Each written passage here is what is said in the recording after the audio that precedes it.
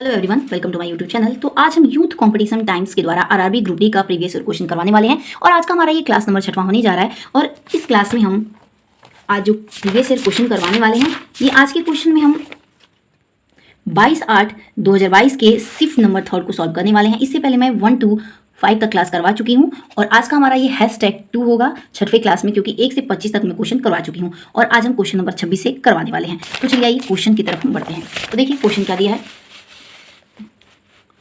Question हमारे यहाँ दिया हुआ है और आज का हमारा ये #2 होगा 6वें क्लास में, क्योंकि 1 से 25 तक मैं क्वेश्चन करवा चुकी हूँ और आज हम क्वेश्चन नंबर 26 से करवाने वाले हैं। तो चलिए आइए क्वेश्चन की तरफ हम बढ़ते हैं। तो देखिए क्वेश्चन क्या दिया है।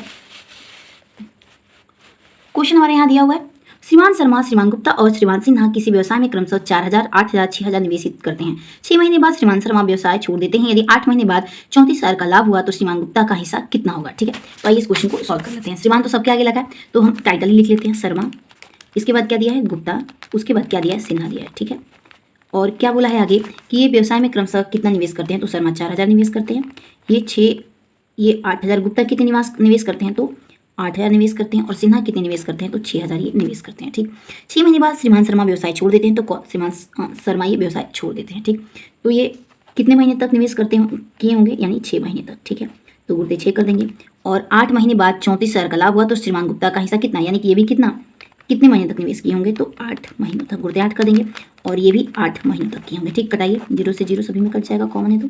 उसके बाद क्या करेंगे, 4 से कटाएंगे, 4 दूना क्या, 4 दूना के 8। ठीक, फिर 2 से कटाइए, दोनों कट गया और 2 3 6, यानी 3 रेशियो 8/6 बच जाएगा। ठीक है, तो टोटल कितना हो गया, तो टोटल हमारा कितना आ जाएगा, 17 आ जाएगा। ठीक है, इसके बाद देखिए आगे क्वेश्चन क्या बोल रहा है। बोला है कि यदि 8 महीने बाद 34,000 का लाभ हुआ हो तो श्रीमान गुप्ता का हिस्सा कितना होगा। तो देखिए श्रीमान गुप्ता कितने महीने बाद के लिए लाभ पूछा है तो 8 महीने बाद पूछा है। ठीक, तो टोटल हमारा 17 आ गया। ठीक, और ये 8, तो पहले देखिए 34,000 का क्या हुआ, लाभ हुआ है। ठीक है, 34,000 का लाभ हुआ। ठीक, और ये 8 महीने तो काम किए हैं और बटा में टोटल कितना है हमारा तो 17 हो जाएगा। ठीक, कटाइए, 17 दूना के 34 और 2,000 बचेगा, गुणते 8, यानी 8 दूना के 16, यानी आंसर हमारा कितना आ जाएगा, 16,000 आ जाएगा। ठीक है, यानी कि ऑप्शन नंबर डी हमारा इसमें एकदम करेक्ट आंसर हो जाएगा। ठीक है, आइए नेक्स्ट क्वेश्चन देखते हैं। नेक्स्ट क्वेश्चन हमारा दिया है, नीचे एक कथन और उसके बाद विकल्पों में 4 निष्कर्ष दिए गए हैं, बताएं कि कौन सा निष्कर्ष दिए गए कथनों के आधार पर सत्य है। ठीक, तो कथन हमारा दिया है G D and D <R and R = T और T > Y और Y > Q, Q = H दिया है। ठीक, तो ऑप्शन नंबर इसमें हमारा करेक्ट आंसर डी हो जाएगा। तो आइए इसको समझते हैं, तो बुक में ही समझ लेते हैं। तो यहाँ पे क्या बोला है, पहला हमारा कैसे ऑप्शन गलत होगा, क्योंकि क्या बोला है कि R हमारा G है। ठीक, तो R यहाँ पे हमारा क्या दिया है, ये G होगा हमारा। ठीक है, तो ये तो ऑप्शन नंबर पहला हमारा क्या हो जाएगा, गलत हो जाएगा। ठीक, नेक्स्ट क्या बोला है, G = T, तो G और T तक चलिए। तो G में क्या दिया है कि G D और D R and R = T, तो ये भी हमारा ऑप्शन नंबर बी भी गलत हो जाएगा। और ऑप्शन नंबर सी क्या दिया है, H हमारा T है, तो देखिए यहाँ पे T H होगा, न कि H T होगा, तो ऑप्शन नंबर सी भी हमारा गलत हो जाएगा। तो ऑप्शन नंबर डी बचता है। तो डी में क्या दिया है कि D T दिया है, तो D और T देखिए, तो D T, तो ऑप्शन नंबर हमारा एकदम डी करेक्ट हो जाएगा। ठीक है, आइए नेक्स्ट क्वेश्चन देखते हैं। नेक्स्ट क्वेश्चन क्या दिया है, नेक्स्ट क्वेश्चन दिया है कि अर्थशास्त्र में इनमें से कौन सा कथन सही नहीं है। ठीक, ऑप्शन ए दिया है औसत नियत लागत वक्र का ढलान नीचे की ओर होता है। ऑप्शन बी है लंबे समय में सभी इनपुट यानी फिक्स्ड होते हैं। ऑप्शन सी दिया है कुल लागत, कुल परिवर्तित लागत और कुल नियत लागत का योग होती है। ठीक, ऑप्शन डी है अल्पकालीन सीमांत लागत, औसत परिवर्तित लागत और अल्पकालीन औसत लागत के वक्र यू आकार के होते हैं। तो ऑप्शन नंबर बी हमारा इसमें करेक्ट हो जाएगा, यानी कि लंबे समय में सभी इनपुट नियत यानी कि ये फिक्स्ड होते हैं। तो ऑप्शन नंबर इसमें सी हमारा करेक्ट हो जाएगा। आइए इसके बारे में इंपॉर्टेंट डिस्कशन कर लेते हैं। तो इसमें दिया है कि अर्थशास्त्र में लंबे समय से सभी इनपुट परिवर्तनशील हो जाते हैं, क्योंकि फर्म में लचीलापन होता है। फर्म में जितना अधिक लचीलापन होता है उतने ही कम इनपुट स्थिर होते हैं। ठीक है, तो चलिए आइए नेक्स्ट क्वेश्चन देखते हैं। अगला क्वेश्चन हमारा रीजनिंग से संबंधित है। क्वेश्चन बोला है उस संख्या का चयन कीजिए जो निम्नलिखित श्रेणी में प्रश्न चिन्ह के आधार पर आएगी। तो आइए पहले इस डिजिट को, नंबर को लिख लेते हैं। पहला दिया है 45, 52, 61, 73 और 90 दिया है। उसके बाद क्या दिया है, क्वेश्चन मार्क दिया है। ठीक है, तो चलिए इस क्वेश्चन को सॉल्व करते हैं। तो चलिए आइए क्वेश्चन को समझते हैं। यहाँ पे दिया है 45, 52, 61, 73, 90 और अगला पूछा है कि यहाँ पे कौन सा डिजिट आएगा। ठीक, तो पहले इसको माइनस करके देख लेते हैं। ज़्यादा डिफरेंस अगर रहता है तब मल्टीप्लाई या फिर डिवाइड करते हैं, तो इसमें उतना ज़्यादा डिफरेंस नहीं है, तो प्लस या फिर माइनस हम करेंगे इसमें। ठीक, तो 45 में प्लस 7 की है तो 52 आ गया। उसके बाद 52 में प्लस 9 की है तो 61, 61 में 12 प्लस की है तो 73, और 73 में जब मैं 17 जोड़ूंगी तो 90 आ जाएगा। ठीक, इसके बाद आगे क्या जोड़ना है ये तो हमको नहीं पता, तो इसके बाद हम क्या करेंगे, इसके बाद 7 और 9 को देखेंगे। ठीक, सब डिफरेंस को देखते हैं, पहले डिफरेंस देखेंगे उसके बाद उसके नीचे यानी कि सब डिफरेंस को चेक करेंगे। तो 7 में प्लस 2 जोड़ेंगे तो 9 आ जाएगा। ठीक, 9 में प्लस 3 जोड़ी हूँ तो 12 आ जाएगा। फिर 12 में 5 जोड़ी हूँ तो 17 आ जाएगा, यानी कि 2 3 5 7 यहाँ पे होगा अगला। ठीक, उसके बाद 9 भी हो सकता है, तो यहाँ पे 7 हो गया। ठीक, जब 17 में मैं 7 जोड़ूंगी तो यहाँ पे क्या आ जाएगा, 24 आ जाएगा। ठीक, उसके बाद मैं 24 में 90 जोड़ती हूँ, तो देखिए ऑप्शन नंबर कौन सा इसमें से आता है। तो जब मैं 90 में 24 जोड़ूंगी तो हमारा कितना आ जाएगा, 114 आ जाएगा। ठीक, यानी कि यहाँ पे क्या हो जाएगा, 114 हमारा आंसर हो जाएगा, यानी कि ऑप्शन नंबर भी हमारा एकदम इसमें करेक्ट हो जाएगा। ठीक है, आइए नेक्स्ट क्वेश्चन देखते हैं। नेक्स्ट क्वेश्चन क्या दिया है, अगला क्वेश्चन दिया है वायुमंडल की समताप मंडल परत में ओजोन 6 निम्नलिखित में से किसके लिए उत्तरदायी है। ऑप्शन ए दिया है पृथ्वी की सतह पर पहुंचने वाले यूवी विकिरणों में वृद्धि, या फिर ऑप्शन बी पृथ्वी के वायुमंडल का ठंडा होना, या फिर ऑप्शन सी क्षोभ मंडल में अवरक्त विकिरणों में वृद्धि, या फिर ऑप्शन डी ग्रीन हाउस प्रभाव में वृद्धि। तो ऑप्शन नंबर ए हमारा करेक्ट हो जाएगा, यानी कि वायुमंडल की समताप मंडल में जो ओजोन का क्षय होता है वो पृथ्वी की सतह पर पहुंचने वाले यूवी किरणों में वृद्धि को बढ़ाता है। ऑप्शन नंबर ए हमारा इसमें करेक्ट हो जाएगा। नेक्स्ट क्वेश्चन देखते हैं, अगला क्वेश्चन क्या दिया है। अगला क्वेश्चन हमारा ये करंट अफेयर से संबंधित है।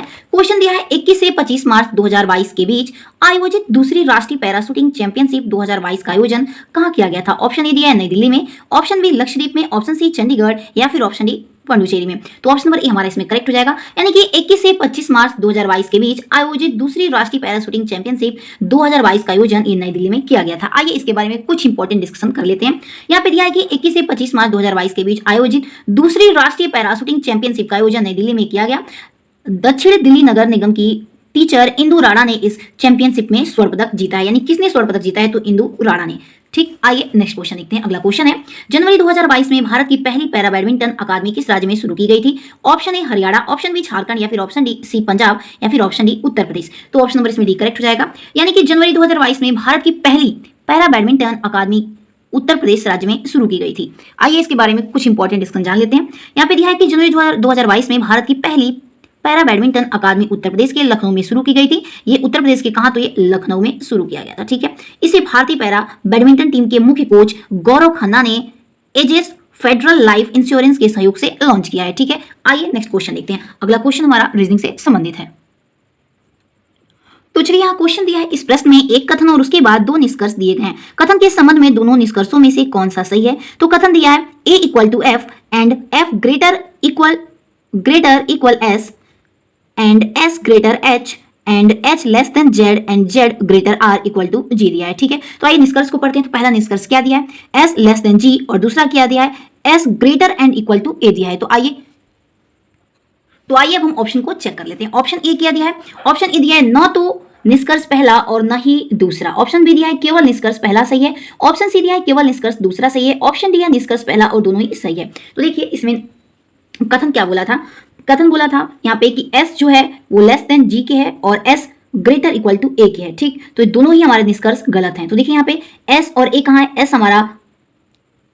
S हमारा ये लेस देन और इक्वल टू F है और F इक्वल टू A है, तो ये तो हमारा असत्य हो जाएगा। दूसरा क्या दिया है, S greater and equal to A, तो S हमारा ये less than equal to F है और F इक्वल टू A के दिया है, तो ये भी हमारा असत्य हो जाएगा। यानी कि ऑप्शन नंबर ए हमारा एकदम करेक्ट हो जाएगा, न तो निष्कर्ष पहला और न ही दूसरा होगा। ठीक है, नेक्स्ट क्वेश्चन देखते हैं। अगला क्वेश्चन हमारा बायो से संबंधित है।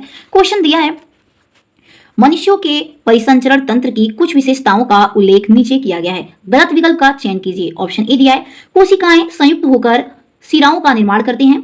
ऑप्शन बी है लसिका को ऊतक द्रव्य भी कहा जाता है। ऑप्शन सी दिया है प्लेटलेट्स रक्त के थक्के जमाने में सहायक होते हैं, या फिर ऑप्शन डी उच्च रक्तचाप सिराओं के संकोचन के कारण होते हैं। तो ऑप्शन नंबर इसमें हमारा डी वाला एकदम करेक्ट हो जाएगा। यानी कि क्वेश्चन बोला है कि मनुष्यों के परिसंचरण तंत्र की कुछ विशेषताएं क्या हैं। तो जो मनुष्यों के परिसंचरण तंत्र होते हैं वो उच्च रक्तचाप और सिराओं के संकोचन के कारण होते हैं। तो ऑप्शन नंबर डी हमारा इसमें एकदम करेक्ट आंसर हो जाएगा। तो चलिए आइए नेक्स्ट क्वेश्चन अब हम देखते हैं। अगला क्वेश्चन क्या दिया है, अगला क्वेश्चन दिया है निम्न कथनों पर विचार करते हुए सही उत्तर का चयन कीजिए। कथन दिया है हमारा पहला, आयनिक यौगिक सामान्यतः भंगुर होते हैं और दाब आरोपित करने पर टुकड़ों में टूट जाते हैं। ठीक, कथन दूसरा क्या दिया है, आयनिक यौगिक के गलनांक तथा क्वथनांक निम्न होते हैं। तो आइए अब ऑप्शन को पढ़ते हैं। तो ऑप्शन इसमें ए दिया है दोनों कथन गलत हैं।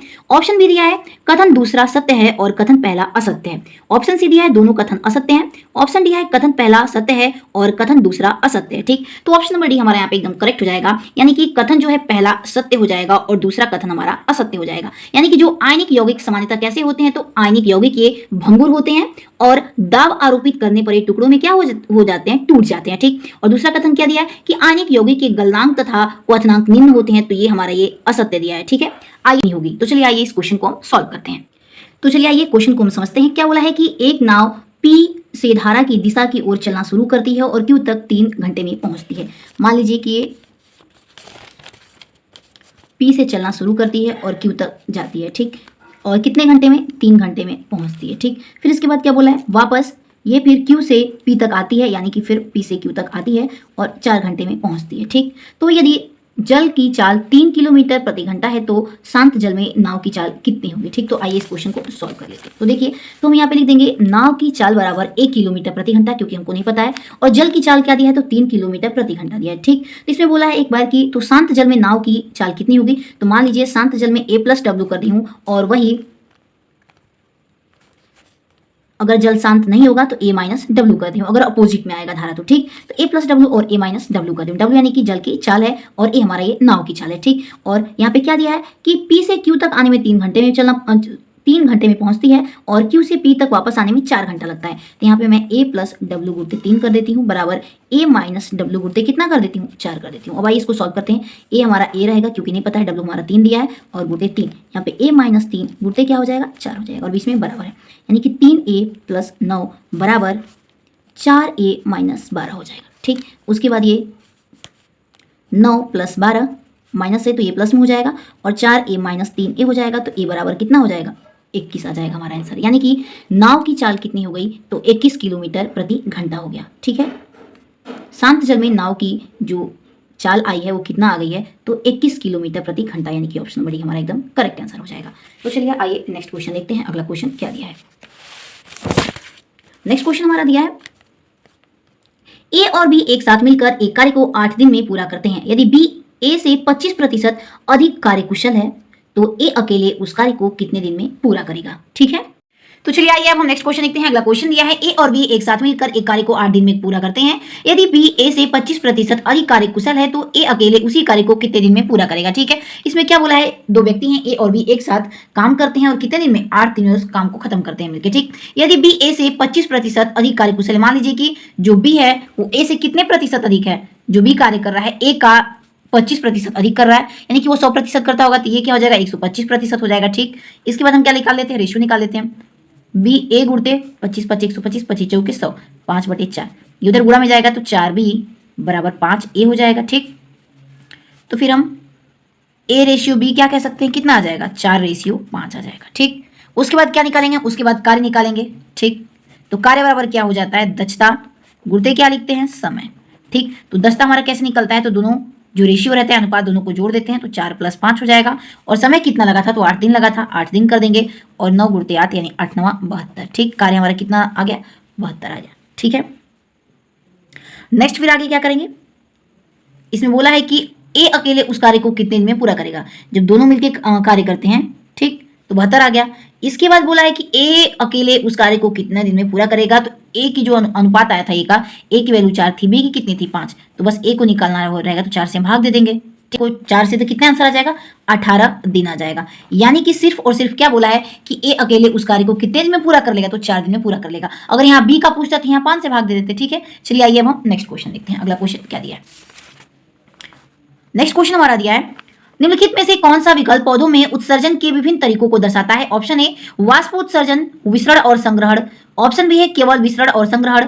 ऑप्शन सी है केवल वाष्पोत्सर्जन और संग्रहण। ऑप्शन डी है केवल वाष्पोत्सर्जन और विसरण। तो ऑप्शन नंबर हमारा करेक्ट हो जाएगा, यानी कि वाष्पोत्सर्जन, विसरण और संग्रहण ये पौधों में उत्सर्जन के विभिन्न तरीकों को क्या करता है, दर्शाता है। ठीक है, आइए अब नेक्स्ट क्वेश्चन देखते हैं। अगला क्वेश्चन क्या बोला है, तो चलिए आइए हम क्वेश्चन को सॉल्व करते हैं। क्वेश्चन दिया है दिए गए आरेख का ध्यानपूर्वक अध्ययन करें और पूछे गए प्रश्न का उत्तर दें। विभिन्न भागों में दी गई संख्याएं व्यक्तियों की संख्या को दर्शाती है, जैसे कि 14, 10, 20, 28 ये पोएट हैं, फिर इसके बाद 28, 24, 20, 9 इतने टीचर हैं, और 10, 20, 9, 16 ये राइटर हैं, और जो 20 है वो पोएट भी हैं, राइटर भी हैं और टीचर भी हैं। ठीक, इसके बाद क्या बोला, जो 28 में आ रहा है, 28 में हमारे पोएट भी हैं और टीचर भी हैं, और एक जो 20 है ये तीनों में आ रहा है। तो इसमें बोला है कि उपयुक्त आरेख के आधार पर निम्नलिखित में से कौन सा कथन सही है, तो ऑप्शन नंबर बी हमारा एकदम करेक्ट होगा। तो कैसे करेक्ट होगा आइए देखते हैं। बोला है उन शिक्षकों की संख्या जो लेखक और कवि दोनों है वो कितनी है, 20 बोला है। तो क्वेश्चन क्या बोला है, यानी कि उन शिक्षकों की संख्या, यानी कि बस शिक्षकों में ही देखना है, टीचरों में ही देखना है, यानी कि 28, 24, 9, 20 ये इतने टीचर दिए हैं। ठीक, और जो लेखक और कवि दोनों है, तो आपको दिख रहा होगा कि लेखक में और कवि में कौन आ रहा है, तो 20 आ रहा है, यानी कि ऑप्शन नंबर भी हमारे यहाँ पे एकदम करेक्ट हो जाएगा। चलिए आइए नेक्स्ट क्वेश्चन देखते हैं।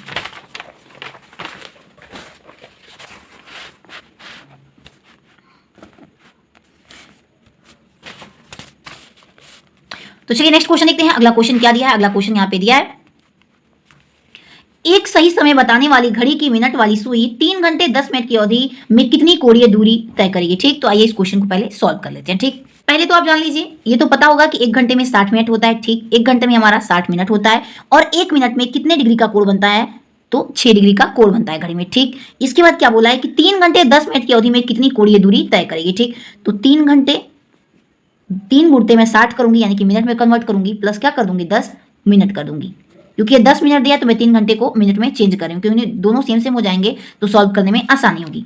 यानी कि ये 18 0 प्लस 10, यानी कि टोटल हमारा 190 क्या हो जाएगा, मिनट हो जाएगा। ठीक, जब मान लीजिए कि 1 मिनट में 6 डिग्री का कोण बनाती है, यानी कि कोणीय दूरी तय करती है 1 मिनट में घड़ी, तो 190 मिनट में कितनी दूरी तय करेगी, तो हम क्या कर देते हैं, गुणा कर देते हैं, यानी कि 190 गुणते क्या कर देंगे, 6 कर देंगे। समझ में आ रहा है? तो हमारा ऑप्शन क्या आ जाएगा, 1440 आ जाएगा, यानी कि ऑप्शन नंबर डी हमारा एकदम करेक्ट हो जाएगा। ठीक है, आइए नेक्स्ट क्वेश्चन देखते हैं। तो चलिए आइए अब हम नेक्स्ट क्वेश्चन देखते हैं। क्वेश्चन दिया है 1000 वॉट रेटिंग वाले एक इलेक्ट्रिक हीटर और 2000 वॉट रेटिंग वाले एक इलेक्ट्रिक गीजर को प्रतिदिन 4 घंटे के लिए उपयोग किया जाता है। 10 दिनों में व्यय यानी कि खर्च ऊर्जा किलोवाट आवर में ज्ञात कीजिए। ठीक है, तो आइए इस क्वेश्चन को हम बुक में सॉल्व कर लेते हैं। तो पावर इक्वल टू होता है एनर्जी अपॉन में टाइम, यानी कि शक्ति बराबर ऊर्जा बटा में समय हो जाता है। जब ऊर्जा को हम पता करेंगे तो हमारा समय गुणा में चला जाएगा, तो शक्ति गुणे समय हो जाएगा। तो 10 दिनों में व्यय ऊर्जा कितनी हो जाएगी, तो वॉट मल्टीप्लाई कितना दिया है समय 4 गुणते क्या हो जाएगा हमारा 10, क्योंकि 10 दिनों के लिए पता कर रहे हैं। ऐसे फिर हम प्लस करेंगे, और दूसरा क्या दिया है, इलेक्ट्रिक गीजर का दिया है 2000 गुणते 4, क्योंकि 4 घंटे चल रहा है, और कितने दिन, तो 10 दिन चल रहा है, समय दिया है, बटा में क्या कर देंगे फिर 1000, और नीचे भी हमारा क्या हो जाएगा 1000 हो जाएगा। ठीक, उसके बाद हम इक्वल टू करेंगे, इसको सॉल्व करेंगे तो हमारा, चलिए आइए सॉल्व करके दिखा देते हैं हम इसे। तो चलिए आइए देखते हैं, यहाँ पे 1000 गुणते 4 गुणते 10 बटा में 1000 हो जाएगा, क्योंकि किलोवाट में बोला है तो अपॉन में 1000 हो जाएगा। यहाँ भी ऐसे करेंगे, दूसरे वाले गीजर का निकालेंगे जब, तो 2000 गुणते 4 गुणते 10 बटा में 1000 हो जाएगा। ठीक, क्योंकि इसको भी किलोवाट आवर में चेंज करना है। 1000 से 1000 कट जाएगा, 1000 से 2000 कट जाएगा, तो 2 गुणते 4 गुणते 10 यानी कि 80 आ जाएगा, और ये 4 गुणते 10 यानी कि 40, दोनों को जोड़ेंगे तो 120 किलोवाट आवर हमारा आंसर आ जाएगा, यानी कि ऑप्शन नंबर सी एकदम करेक्ट आंसर हो जाएगा। चलिए आइए अब हम नेक्स्ट क्वेश्चन की तरफ बढ़ते हैं। तो चलिए आइए अब हम नेक्स्ट क्वेश्चन देखते हैं। अगला क्वेश्चन हमारा मैथ से दिया है, यदि निम्नलिखित समीकरण में प्लस और भाग के स्थान परस्पर आपस में बदल दिए जाते हैं और साथ ही गुणा और माइनस के स्थान परस्पर बदल दिए जाते हैं, तो समीकरण में प्रश्न चिन्ह के स्थान पर कितना मान होगा। यानी कि हमारा इक्वेशन दिया है 42 प्लस 7 भागा 24 गुणते 6 माइनस 3 दिया है। ठीक, बोला है क्वेश्चन की प्लस की जगह पे भाग को रख देंगे और भाग की जगह पे क्या रखेंगे प्लस, गुणा की जगह पे माइनस और माइनस की जगह पे क्या रख देंगे गुणा। तो आइए इसको चेंज कर लेते हैं। यहाँ पे दिया है इक्वेशन, तो 42 प्लस 7 है तो प्लस की जगह पे मैं भाग रखी हूँ। ठीक, क्योंकि प्लस की जगह पे क्या रखना है भाग, तो मैं यहाँ पे भाग कर दी हूँ। 7 है, उसके बाद भाग की जगह पे क्या रखना है प्लस, तो मैं यहाँ पे प्लस कर दी हूँ। और 24 है, गुणते क्या है 6, तो गुणा की जगह पे क्या रखना है माइनस, तो मैं माइनस रख दी हूँ। ठीक, उसके बाद 6 माइनस 3 है, तो माइनस की जगह पे क्या रख देना है गुणा, तो मैं गुणा कर दी हूँ। ठीक, उसके बाद बोर्ड मास से हम सॉल्व करेंगे, पहले क्या कर लेते हैं डिवाइड, तो 7 6 के 42 6 आ गया, प्लस 24 माइनस 36 के 18। ठीक, उसके बाद प्लस प्लस जोड़ ली हूं तो 24 प्लस 6 30 आ गया, और 30 माइनस 18 करेंगे तो हमारा आंसर क्या हो जाएगा 12, यानी कि ऑप्शन नंबर बी एकदम करेक्ट आंसर हो जाएगा। ठीक है, आइए नेक्स्ट क्वेश्चन की तरफ बढ़ते हैं। नेक्स्ट क्वेश्चन क्या दिया है, अगला क्वेश्चन हमारा दिया है x square minus 6x plus 9 equal to 0 है, समीकरण को किसके रूप में लिखा जा सकता है। तो इसका हम क्या निकालेंगे फैक्टर, यानी कि गुणनखंड विधि से इसका फैक्टराइजेशन करेंगे। आइए क्वेश्चन सॉल्व करके दिखाते हैं आप लोग को। तो चलिए देखते हैं यहाँ पे इक्वेशन हमारा क्या दिया है। इक्वेशन यहाँ पे दिया हुआ है x square minus 6x plus 9 equal to क्या दिया है 0 दिया है। ठीक है, तो हम क्या करेंगे, ऐसे दो नंबर का मल्टीप्लाई करते हैं, जो 9 है मल्टीप्लाई, और उन्हीं दो नंबर को जोड़ने के बाद क्या है हमारा 6 है। जैसे कि 3 में 3 का गुणा करेंगे मल्टीप्लाई तो 9 आ जाएगा। इन दोनों को जब मैं जोड़ूंगी तो कितना आ जा रहा है 6 आ जा रहा है। या तो इन दोनों का जोड़ 6 है या तो घटाना इन दोनों का 6 है, लेकिन उन दोनों का जब मल्टीप्लाई करें तो कितना आना चाहिए 9 आना चाहिए। ठीक, तो नंबर तो हम लोग को मिल गया। यहाँ पे लिखूंगे एक्स स्क्वायर माइनस 3 प्लस 3 यानी कि 6 और x को ब्रैकेट के बाहर प्लस 9 को एज इट इज रख देंगे। ठीक, x square minus bracket open करूंगी तो माइनस 3x और ये माइनस प्लस माइनस माइनस, ये भी माइनस 3x प्लस क्या हो जाएगा 9। ठीक, उसके बाद मैं x को कॉमन लूंगी तो x को कॉमन लूंगी तो क्या हो जाएगा x माइनस 3 आ जाएगा। एक x यहाँ बचेगा और यहाँ पे माइनस 3 बच जाएगा। फिर उसके बाद मैं क्या करूंगी, फिर मैं कॉमन लेती हूँ 3 को। ठीक, जब 3 को कॉमन लेंगे तो क्या हो जाएगा, ये 3 तो चला गया तो x और यहाँ पे क्या हो जाएगा -3 हो जाएगा। देखिए -3 यहाँ पे कैसे आएगा ब्रैकेट में। पहली बात है कि ये दोनों ब्रैकेट हमारे सेम आनी चाहिए। अगर सेम नहीं आ रहा है या तो क्वेश्चन गलत है या तो सॉल्यूशन गलत होता है, तभी यहाँ पे सेम एज इट इज नहीं आता है। देखिए -3x तो ये हो जाएगा और जब ब्रैकेट्स ओपन करेंगे तो माइनस माइनस यहाँ पे क्या हो जाएगा +9 हो जाएगा। ठीक है, तो हमारा आंसर क्या हो जाएगा x -3 और x -3 हो जाएगा। ठीक, क्योंकि जो ब्रैकेट में 2 बार है उसको एक बार लेंगे और ये बाहर वाला हमारा ब्रैकेट वाला लिख लेंगे। ठीक है, तो x -3 इसको हम लिख सकते हैं x -3 का क्या लिख देंगे होल स्क्वायर बराबर 0, यानी कि ऑप्शन नंबर बी हमारा एकदम यहाँ पे करेक्ट आंसर हो जाएगा। ठीक है, आइए नेक्स्ट क्वेश्चन की तरफ हम बढ़ते हैं। ठीक है, तो चलिए देखते हैं नेक्स्ट क्वेश्चन क्या दिया है। नेक्स्ट क्वेश्चन बोला है एक दुकानदार ने 5 प्रति अंडे की दर से 12 दर्जन अंडे खरीदे। यानी कि कोई दुकानदार है वो 5 रुपए प्रति दर्जन के हिसाब से खरीदता है, यानी कि 12 दर्जन अंडे खरीदता है। परिवहन के दौरान 12 अंडे टूट जाते हैं, यानी कि ले आने में ले जाने में उसके 12 अंडे क्या हो जाते हैं टूट जाते हैं। उसने शेष अंडे 6 रुपए प्रति अंडे की दर से बेचे, यानी कि जितना उसके पास अंडे टूटने के बाद बच जाता है उसको कितने में बेच देता है, तो 6 रुपए प्रति अंडे की दर से क्या करता है बेच देता है। उसका प्रतिशत लाभ ज्ञात कीजिए। तो चलिए इस क्वेश्चन को हम सॉल्व करते हैं। ठीक है, तो क्वेश्चन यहाँ पे पहले क्या बोला है कि जो दुकानदार है वो ₹5 प्रति अंडे की दर से 12 दर्जन अंडे खरीदता है। ठीक, तो पता होगा कि एक दर्जन में कितने अंडे आ जाएंगे, तो 12 अंडे आ जाएंगे। ठीक है, ठीक, तो वो कितने दर्जन खरीदता है, तो 12 दर्जन खरीदता है। तो वो दुकानदार टोटल कितने अंडे खरीदता होगा, तो 12 गुणते क्या कर देंगे 12। ठीक, तो 144 टोटल क्या खरीदता है वो अंडे खरीद लेता है। ठीक है, फिर उसके बाद क्या बोला है कि वो ₹5 प्रति अंडे की दर से खरीदता है, यानी जब एक अंडे का दाम 5 रुपए है तो 144 अंडे का दाम निकालेंगे हम। तो क्या करेंगे, अंडे का दाम बराबर लिख देंगे अंडे का दाम, यानी कुल अंडे का दाम बराबर क्या करेंगे 144 गुणते क्या कर देंगे हम 5 कर देंगे। फिर उसके बाद हम क्या करेंगे, दोनों का क्या करेंगे मल्टीप्लाई करेंगे। तो अंडे का दाम बराबर कितना आ जाएगा, कुल अंडे का दाम 720 रुपए आ जाएगा। ठीक, इसके बाद आगे क्वेश्चन क्या बोला, आगे पढ़िए क्या बोला है क्वेश्चन में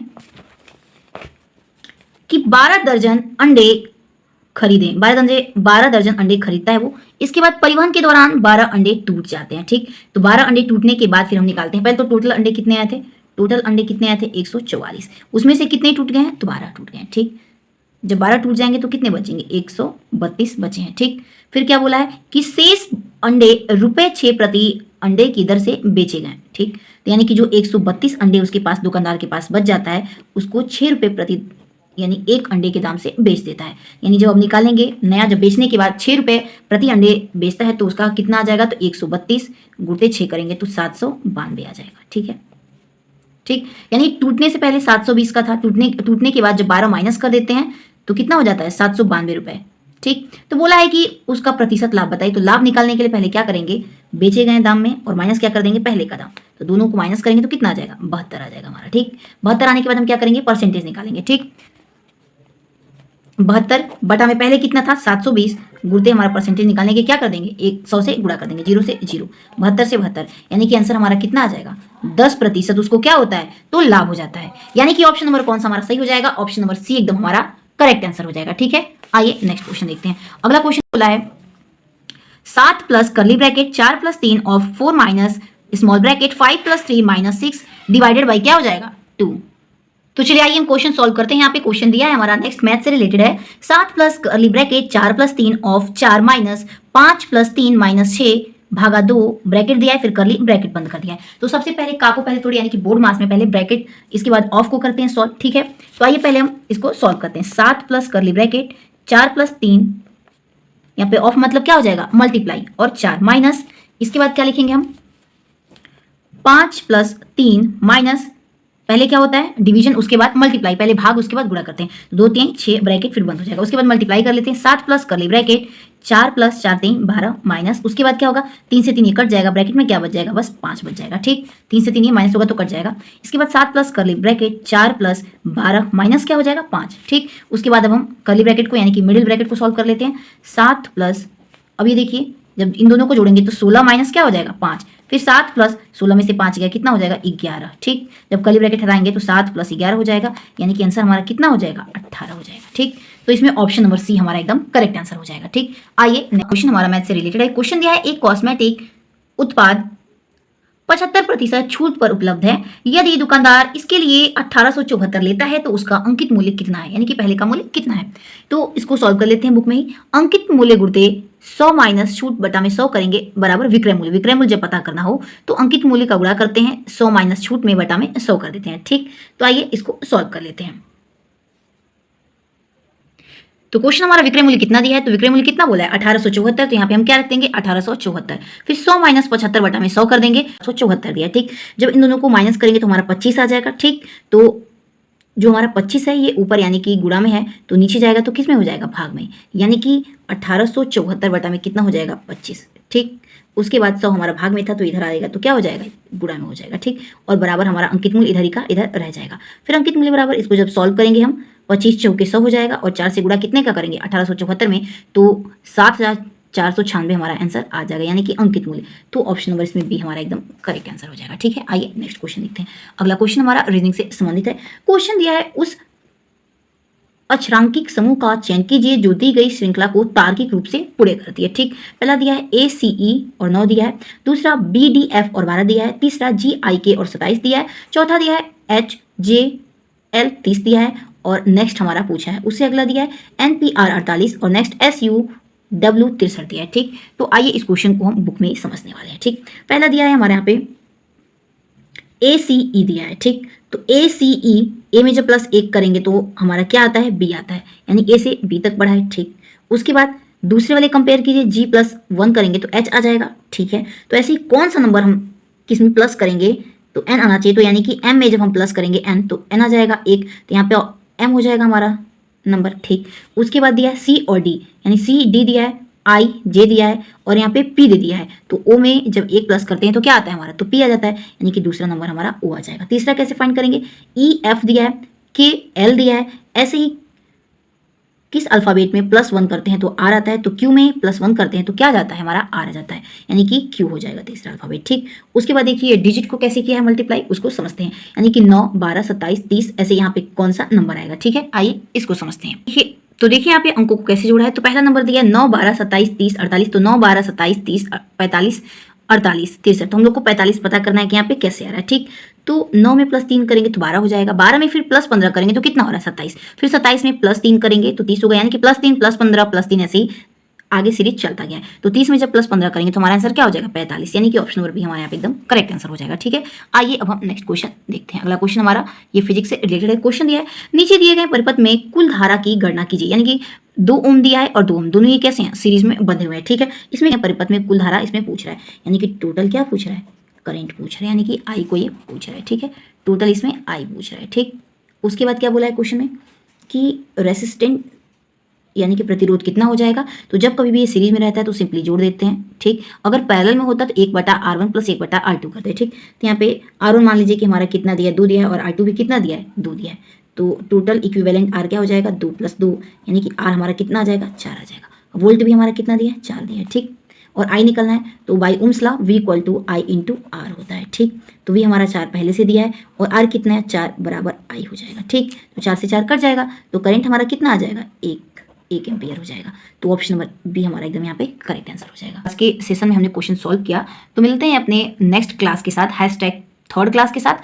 तो तब तक के लिए अपना ध्यान रखिए। अगर वीडियो पसंद आए तो इसे लाइक एंड शेयर करना ना भूलें। तब तक के लिए जय हिंद।